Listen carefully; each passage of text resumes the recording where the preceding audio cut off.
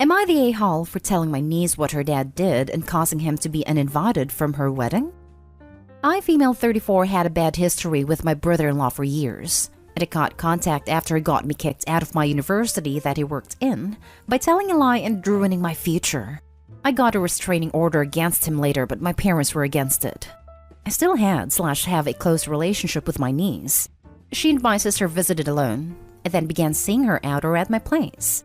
But my family pressured me to not disclose to her the reason of no contact with brother-in-law. So as my niece grew up, she thought we had a normal family dispute and tried to get us to reconcile many times, being encouraged by my sister and parents. But I got my niece to stop when she was 19. Now she's 21 and getting married soon. I got a wedding invite from her, and I felt cornered because there was no way I'd come knowing my brother-in-law will be there. Declining to go would be devastating for her as she always seeks my support. So I returned the invitation and made up an excuse so I won't attend. But my niece came to ask why I hate her dad so much that I can't even show up to her wedding. I tried to vaguely explain that her dad wasn't a nice person to me, but she demanded to know exactly what he did, saying unless I put her in the picture, she won't talk to me again. So I ended up telling her, and she left without saying anything. Then my sister called and was crying, saying my niece just uninvited her dad to the wedding because of whatever nonsense I told her about him, and ruined not just the event, but the family relationship. She said it's been years, and I was crazy to even still be remembering what happened. Then she said she won't let me alienate my niece from her dad, which she claimed to be my endgame. My parents were upset too, and said it caused this problem when I had the choice to show up to the wedding and not to deal with my brother-in-law because there will be other family there. Thinking I should just go and we'll be fine. I only had Mike on my side.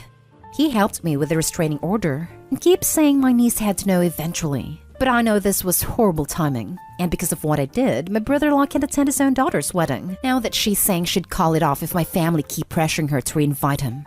They're demanding I fix it, but Mike says I'm good.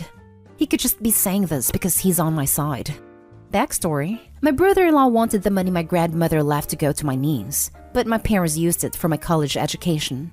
I went to the college my brother-in-law works in. He's a professor, and he falsely accused me of cheating and advocating/encouraging groups to cheat and had me kicked out. Now for the top comments. Not a-hole. Your brother-in-law sounds like a real piece of work. Who thinks it's okay to lie and get someone kicked out of the university? Crazy how a university would expel a person for cheating with absolutely zero evidence whatsoever. You'd be shocked about the crap people get kicked out for with no evidence besides a flimsy excuse. Not a-hole. Welcome to my favorite letter on a family bingo card. E for enabling abusers. Shut up, you. Having a problem with your tormentor is shattering our family illusion. And, well, golly, it's downright inconvenient. Creating drama, I say. What? You didn't actually expect us to back you up against a guy so bad you were granted a restraining order, did you? Your sister is married to him, and it would take backbone to figure that out. Staying quiet until your niece was 21 was already swallowing enough for the children or for the family. She cornered you and made you choose between giving her the truth or suffering yet another injustice at the hands of your tormentor by losing her too. You didn't create crap. He was an awful person, and your sucky family is reaping what they sowed when they decided to sweep his actions under the rug and value the life normalcy over the life and future of their daughter. Screw them. Not a-hole. The backstory blows my mind.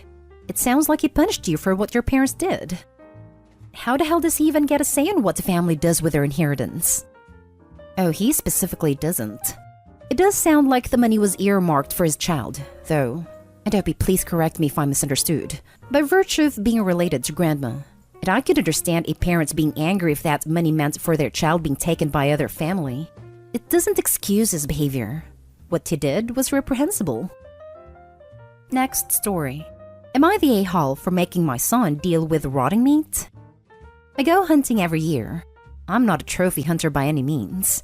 I do it for meat and almost purely for economic reasons at this point. Taking a few of deer off my property once a year keeps my freezer stocked, and the grocery bill way down, which is important because finances can be tight sometimes. As a little relevant background, the bulk of the meat is kept in a large freezer in the garage, and about once a week we pull out what we will need for the next week or so, which means the freezer is normally only opened about once a week. My son, 15, has decided that he is vegetarian about 6 months ago, which my wife and I have no problems with. We started making meatless meals twice a week and made sure every other dinner was such that the meat was separate from everything else so he could still eat with us. This has been working great for the last 6 months with no complaints. However, last week when I pulled the meat for the week out of our freezer in the garage, he decided to come behind me and unplug the freezer. I guess he thought we weren't doing enough to support his cause? He never even spoke to us or complained about our twice-a-week setup prior to unplugging the freezer. Well, as you can imagine, with a now unrefrigerated pile of meat in the summer heat, it didn't take long for the meat to start to rot and stink. The freezer kept the smell in for a while, so by the time we finally noticed, everything was completely putrid. I asked my son if he knew what happened, and he proudly said that he had unplugged it on purpose, and now we would have to be meat-free. I told him that he didn't have the right to ruin a freezer full of meat and raise the family's grocery bill without discussing it with anyone. I told him that as part of his punishment, he had to clean up his mess, meaning dispose of all of the rotting meat and either sufficiently cleaned and sanitized the freezer or purchase a new one out of his savings. He called me Nahal for making him interact with meat in any form, but he made the mess. He needs to clean it up. Am I the a-hole? Not the a-hole. I'm a vegetarian myself, and I'd argue what he's done is worse because the deer have now died for no reason. Plus, it's not okay for him to intentionally ruin the family's groceries and waste money. Buying a new freezer might be overkill, but I don't think it's unreasonable at all to clean it.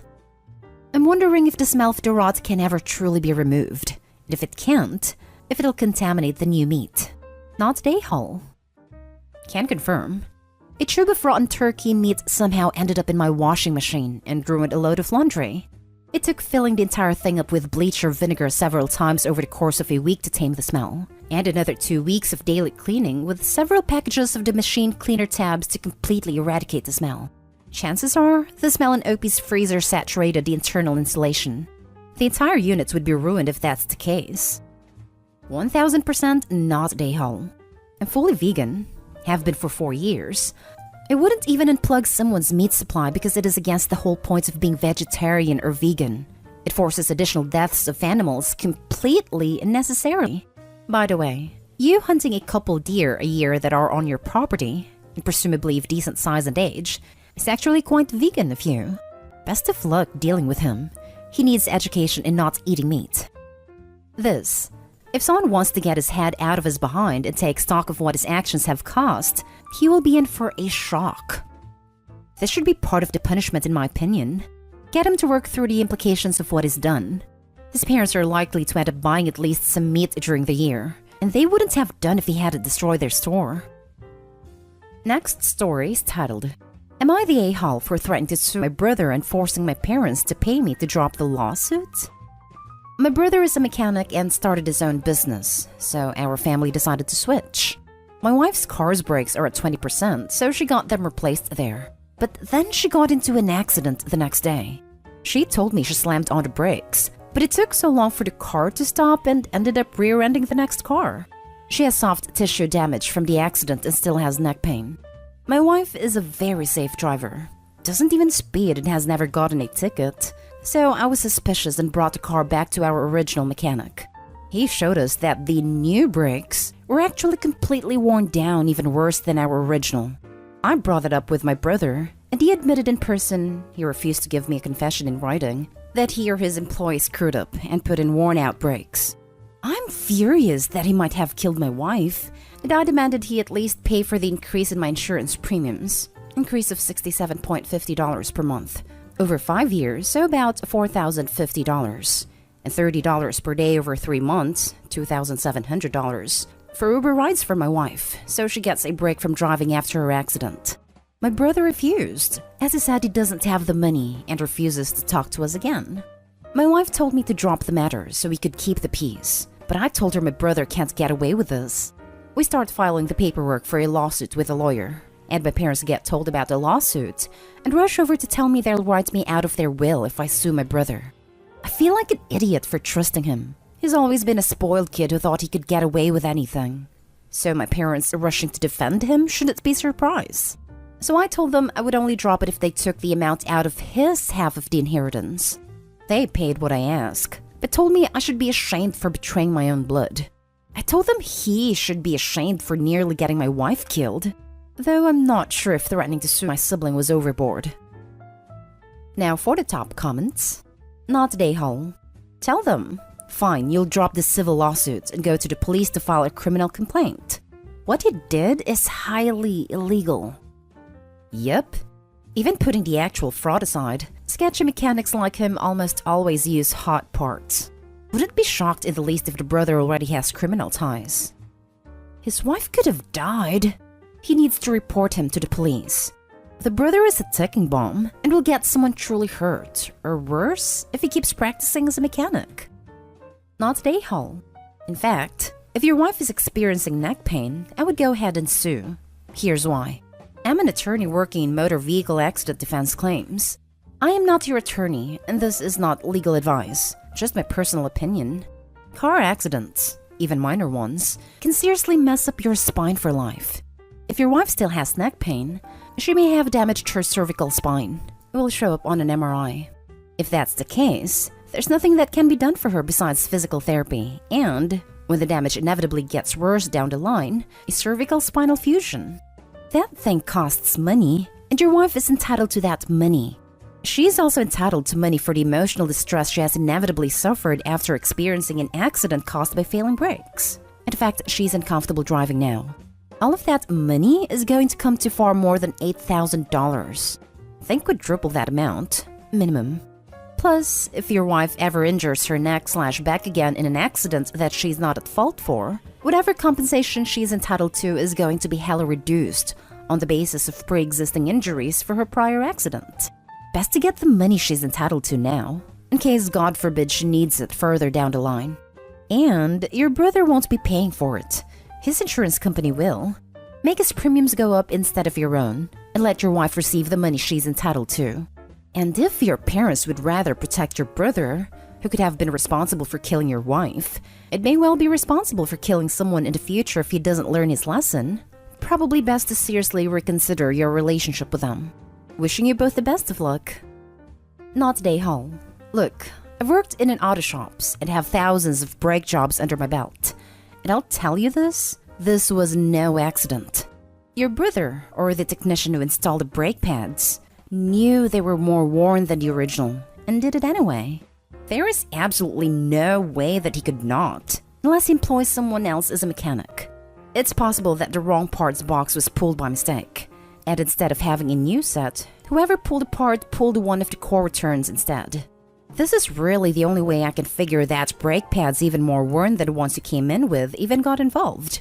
But this would have been obvious to your brother, and should never have been put onto your vehicle. Somewhere along the way, he said screw it, possibly due to some time deadline or inability to find the right parts, and put them on anyway. And then he lied to you saying the job was completed. This is seriously messed up. This is negligence and fraud. If your wife had been killed, he could have been charged with negligent manslaughter. If this was deliberate sabotage, then you're possibly looking at attempted homicide. Like I said, this is seriously messed up. Now for the last story. Am I the a-hole for refusing to punish my daughter for not sharing her makeup with her younger sister? I'm a mother of two, Maya 17 and Roxanne 14. Both my daughters love makeup and beauty. When they were younger, I used to get them equal makeup tools. But now Maya has a job and buys her own makeup with different, more expensive, brands. And like Roxanne, Maya is responsible with her makeup and beauty products. She keeps them organized and doesn't lose them easily like Roxanne often does. As a result, Roxanne doesn't have much makeup stuff, and recently this issue occurred. Maya got paid last week and went shopping with her friends and bought makeup products.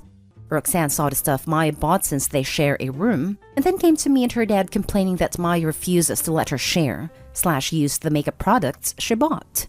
My husband asked Maya if it was true, and Maya said the makeup she bought cost her money and effort at the job, and didn't think it was fair to share with her sisters, and she keeps losing/ruining it all the time, forcing Maya to buy more and cost her more money and work.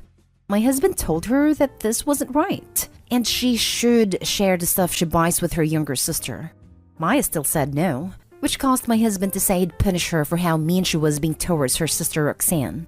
Maya still said no, and my husband told her to go upstairs. then turned to me and said Maya needs to be punished for treating her sister cruelly and making her cry. I told him I don't see a valid reason to punish Maya since she did nothing wrong. He was puzzled, chuckled and asked if I really don't see what's wrong with Maya's behavior. I responded that Maya worked hard to earn money and buy her makeup, which she rightfully deserves to keep for herself. He got upset and said I was treating the girls differently and showing heavy favoritism towards Maya. After I said I won't punish her for not sharing, I stated that it wasn't Maya's fault her sister keeps losing the makeup products. But I said Maya needs to learn to share with her sister since they both have the same interest in makeup. And by not punishing her, I'd be encouraging her to become selfish. But I don't see it.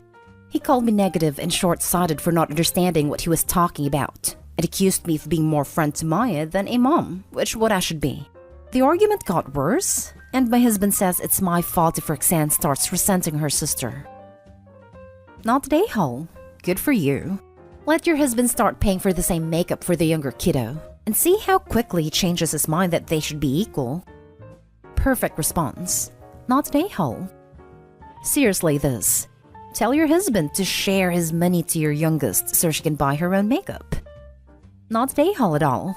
If you force Maya, she will end up resenting you and her sister. Maya's not a problem. She is responsible, works, saves up. By all accounts, she is doing everything right. Forcing her to share spoiling the younger sister. She's the one showing bad behavior, no respect for property, and entitlement towards other people's property, and jealousy. And you just do not reward bad behavior. Also, sharing makeup is not sanitary. It is a good way to spread eye infections and cold sores. Thank you. It's totally unsanitary to share makeup. Not today, Hole. It's unsanitary to share makeup, so she did the right thing saying no anyway. That's just what I was thinking. No one should share makeup.